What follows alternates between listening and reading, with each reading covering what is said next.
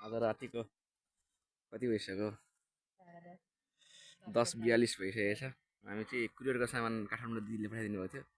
यहाँ बहिनीको रुममा आइसकेको थियो। बहिनीको ठेगाना दिएको थियो र बहिनीहरूलाई रिसिभ गर्न हामी सिधै डाइरेक्ट आज कम्पनीदेखि छुट्टी भएर सिधै सामान रिसिभ गर्नलाई एकदम दिदीले पठाइदिएको छ अनि के ल्याइदिएको छ भने एकदम एक्साइटेड भएर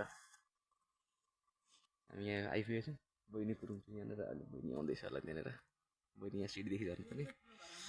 हामी चाहिँ यो सियासना स्टेन्जर 51 मा आइपुगेको छौँ।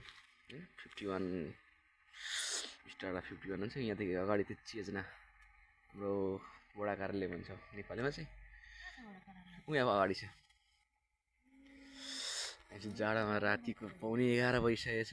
यहाँदेखि यतापट्टि चाहिँ अलिकति अगाडि होला यहाँनिर हाम्रो चाहिँ चियान गाडी छ भनौँ न। त्यसपछि आज फेरि दुःखद घटना एउटा घटेको चाहिँ के छ भने हाम्रो रुमदेखि अलिक थोरै अगाडिपट्टि रहेको त्यो बस स्ट्यान्डदेखि उतापट्टि चाहिँ एउटा हिँड्दै गरेको महिलालाई चाहिँ माथिदेखि यो अस्ति हिउँ परेको कारणले गर्दाखेरि हिउँ झरेर चाहिँ अन द स्पट डेथ भएको छ।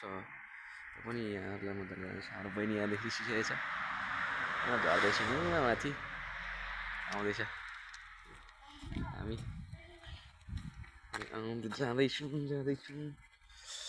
हामी जाँदैछौँ। हाम्रो शान्ति पनि आइसकेको छ हामीलाई लिनु।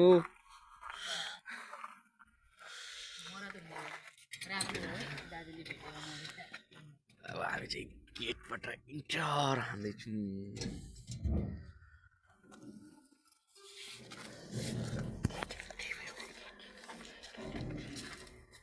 रातिको 11 बजी लागिसक्यो। कल्ला गर्नु पाइँदैन।